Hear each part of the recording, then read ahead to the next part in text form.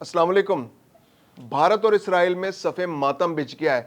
मगरिब भी परेशान है। अमेरिका के भी तोते उड़ गए हैं कि पाकिस्तान और सऊदी अरब ने दिफाई मुआहदा कर लिया है। एक मुल्क पर हमला, दूसरे मुल्क पर हमला तस्वुर होगा।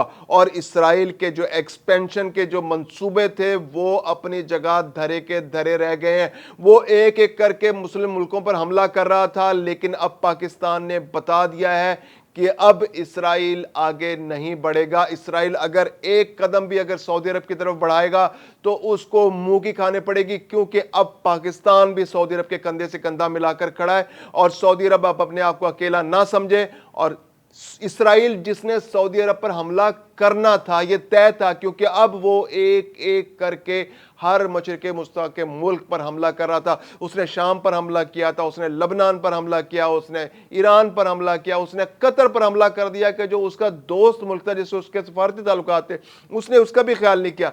तो अब सऊदी अरब एक ऐसा मुल्क बचा था जिस पर उसका हमला करना था। और सऊदी अरब और पाकिस्तान ने बहुत क्लियर पैगाम, जो ओआईसी कॉन्फ्रेंस है उसके अंदर भी पाकिस्तान ने बहुत क्लियर पैगाम दिया था कि अब एक एक करके मार खाने की जरूरत नहीं है। अब कोई लाइन ऑफ एक्शन बनाएं, इकट्ठे हो जाएं, तकरीरें मत करें, कुछ कर दिखाएं। तो पाकिस्तान के इस मौक़िफ़ को तस्लीम करते हुए सऊदी अरब ने भरपूर एतमाद का इजहार पाकिस्तान पर किया है।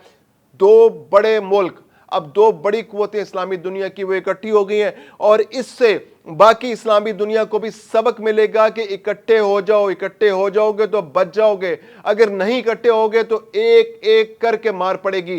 पहले मुसलमानों के अंदर फितरा डालने की बहुत सारी कोशिशें की गई, बहुत सारे मुल्क इसका हिस्सा बने, लेकिन अब मुसलमानों के अंदर ये अवेयरनेस आ रही है कि इकट्ठा होना जरूरी है।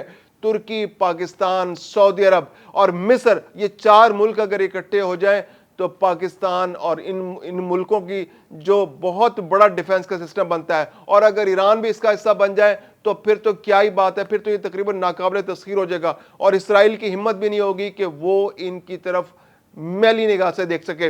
ये दो बहुत बड़े मुल्क जो इब्तदाई तौर पर इकट्ठे हो गए हैं, सऊदी अरब और पाकिस्तान। सऊदी अरब का दिफाई बजट तो दुनिया के टॉप 5-6 मुल्कों के अंदर आता है। तकरीबन हर साल 81 अरब डॉलर सऊदी अरब अपने दिफा पर खर्च करता है। पाकिस्तान जो एक दिफा के हवाले से एक बहुत बड़ा नाम है, जिसने अभी भारत को धूल चटाई है, भारत को नाको चने चबवा दी, उसको होश उड़ गए। 4 दिन की जंग के अंदर भारत के सारे ख्वाब चिकनाचूर हो गए। जो उसने खित्ते का बड़ा भाई बनना था उसको लमलेट कर दिया, मलिया मेट कर दिया उसको। अंदाजा लगाएं कि पाकिस्तान के दिफाई बजट जो है सिर्फ 9 अरब डॉलर है, यानी सऊदी अरब का दिफाई बजट पाकिस्तान से 9 गुना ज्यादा है। तो आप तसव्वुर करें कि पाकिस्तान की फौजें, पाकिस्तान की दिफाई ट्रेनिंग, पाकिस्तान की एक्सपर्टीज, पाकिस्तान का हिम्मत और हौसला, पाकिस्तान की सलाहियत, पाकिस्तान के पायलट्स, पाकिस्तान के मिसाइल्स, पाकिस्तान के टैंक, पाकिस्तान के फौजी, पाकिस्तान के ऑफिसर्स, अगर वो सऊदी अरब के बजट के साथ, सऊदी अरब की दिफाई सलाहियत के साथ, सऊदी अरब के पास जो दिफाई सलाहियत मौजूद है उसको इस्तेमाल करते हैं तो खित्ते के अंदर ताकत का तवाज़ुन कितना दुरुस्त हो जाएगा। दूसरी जानिब इसराइल जो छोटे मुल्कों पर हमले करके अपनी बालादस्ती कायम करना चाह रहा है, उसका दिफाई बजट 2023 में 24 अरब डॉलर था। और उसने जब गजा पर हमला किया 2023 में, तो 2024 में उसने अपना दिफाई बजट बढ़ाकर 46 अरब डॉलर कर लिया, यानी कि तकरीबन दुगना कर दिया। अब अगरचे उसने अपना बजट जो है 30 अरब डॉलर पे लिया है, लेकिन ये इस खित्ते के लिए बहुत बड़ा खतरा है, क्योंकि उसके पीछे अमेरिका, यूरोप की पूरी पूरी फौजें खड़ी हैं। तो ऐसे में अगर पाकिस्तान और सऊदी अरब मिलकर एक दिफाई कुव्वत बनते हैं, खड़े होते हैं, और पाकिस्तान का मिसाइल सिस्टम उसके साथ सपोर्ट करता है, तो इसराइल का कोई कोना, कोई जगह महफूज नहीं रहेगी। और पाकिस्तान, याद रखिए, एक एटमी कुव्वत है। पाकिस्तान की एटमी कुव्वत, जिस तरह इसहाक डार ने कहा कि पाकिस्तान बतौर एटमी मुल्क, बतौर एटमी मुल्क, बड़ा उन्होंने वाज़ेह कहा कि बतौर एटमी मुल्क उम्मत मुस्लिमा के साथ खड़ा है। और उम्मत मुस्लिमा में हमारे सबसे इंपॉर्टेंट जगह कौन सी है? हरमैन शरीफैन, यानी कि सऊदी अरब में मक्का और मदीना का इलाका। पाकिस्तान ने मक्का और मदीना का कंट्रोल संभाल लिया है। अब इसका दिफा पाकिस्तान की जिम्मेदारी है, सऊदी अरब के एक एक चप्पे की जिम्मेदारी है। और इसके अलावा अगर गल्फ के ममालिक पाकिस्तान पर इत्मीनान का इजहार करते हैं या इस اتحاد کی جانب قدم بڑھاتے ہیں تو گلف کا پورا خطہ اور مشرق وسطیٰ کا پورا خطہ ایک مٹھی کی طرح اکٹھا ہو سکتا ہے۔ تو پاکستان کا یہ جو قدم ہے کہ ہم نے سعودی عرب کے ساتھ ایک دفاعی معاہدہ کیا، یہ بہت امپورٹنٹ اسٹریٹجک فیصلہ ہے، جس سے امریکہ کی بھی آنکھیں کھل گئی۔ امریکہ جو ہے بہت بڑی بڑی ڈینگیں مار رہا تھا، بہت خطے کے اندر خرابی کر رہا تھا اور اسرائیل کے ساتھ خرابی کر رہا تھا مل کے۔ اب اس کو بھی سوچنا پڑے گا کہ اگر اب اس نے کوئی شرارت کی سعودی عرب کے ساتھ، خاص طور پہ کوئی شرارت کی، تو اسرائیل کو منہ کی کھانی پڑے گی، کیونکہ اسرائیل سے سعودی عرب بہت قریب ہے، بہت قریب ہے۔ اسرائیل سعودی عرب سے چلنے والا میزائل چند منٹوں میں، ایران سے تو جو میزائل چلتا تھا اور گرتا تھا اسرائیل میں جا کے، اس کو کم از کم آدھا گھنٹہ لگتا تھا پہنچنے میں۔ تو اسرائیل کو تو پتہ بھی نہیں چلے گا اگر اسرائیل سعودی عرب سے چلتا ہے، اور اگر 100 کلومیٹر رینج کا، 200 کلومیٹر رینج کا، 300 کلومیٹر رینج کا بھی کوئی میزائل چلتا ہے تو وہ کتنی جلدی اسرائیل میں پہنچ جائے گا۔ اسرائیل کو تو آنکھیں کھولنے کا موقع بھی نہیں ملے گا۔ بلسٹک میزائل، بر اعظمی میزائل، پاکستان کے پاس پوری رینج موجود ہے۔ شاہین 1 2 3، ابابیل میزائل، اس کے علاوہ پاکستان کا جو الفتح میزائل ہے، النصر میزائل ہے، پاکستان کی ایٹمی ٹیکنالوجی ہے۔ تو یہ جو اتحاد ہے یہ بہت امپورٹنٹ اتحاد ہے، یہ خطے کے لیے میسج ہے، یہ اسرائیل کے لیے میسج ہے، یہ یورپ کے لیے میسج ہے، یہ امریکہ کے لیے میسج ہے، کیونکہ امریکہ اور یورپ مل کر خطے کے اندر طاقت کے توازن کو برباد کرنے کے لیے مسلسل کوششیں کر رہے ہیں۔ انہوں نے غیر مشروط طور پر اسرائیل کو اپنی سپورٹ دے رکھی ہے۔ اقوام متحدہ بھی جو ہے صرف اپیلیں کرنے تک محدود، اور وہ اسرائیل پر کوئی پابندیاں نہیں لگا رہا۔ تو اس بار بڑا کلیئر میسج ہے، اور انڈیا کے لیے بڑا کلیئر میسج ہے اس کے اندر، کہ اگر انڈیا پاکستان پر اب کوئی حملہ کرتا ہے تو اب سعودی عرب بھی کھل کر پاکستان کے ساتھ کھڑا ہے۔ پہلے تو سعودی عرب چونکہ انڈیا کے ساتھ اس کے بہت اچھے سفارتی تعلقات تھے، تو وہ بڑی کلیئرٹی تھی کہ وہ مل کر دونوں کے درمیان میڈیشن کر رہا تھا۔ ترکی نے اس جنگ کے اندر، حالانکہ ترکی کے بھارت کے ساتھ بہت اچھے تجارتی تعلقات تھے، لیکن اس نے اپنا دھڑا بڑا کلیئر رکھا۔ اس نے بتا دیا جی کہ ہم پاکستان کے ساتھ کھڑے ہیں، پاکستان ہمارا دوست ہے، ٹھیک ہے ہمارے بھارت کے ساتھ اچھے تعلقات ہیں، لیکن پاکستان کے لیے ہم وہ تعلقات قربان کرنے کو تیار ہیں۔ ہمیں وہ برآمدات نہیں چاہیے جو ہمیں پاکستان کی قیمت پر اگر ہمیں چھوڑنی پڑ رہی ہیں، ہمیں نہیں چاہیے ایسی برآمدات جو ہم بھارت کے ساتھ تعلقات بنائیں۔